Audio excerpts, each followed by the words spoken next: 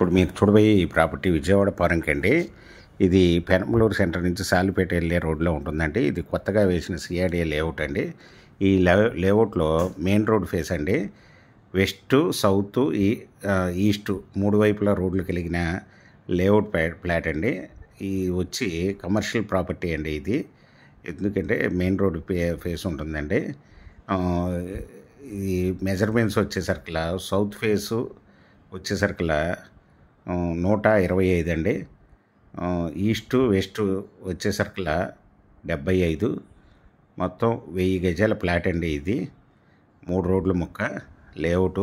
Bank loan కూడా available అండి. ఇది వచ్చి 1 స్క్వేర్ యార్డ్ వచ్చి ఓనర్ గారు 33,000 రూపాయలు చెప్తున్నారండి. స్మాల్ నెగిసిబుల్.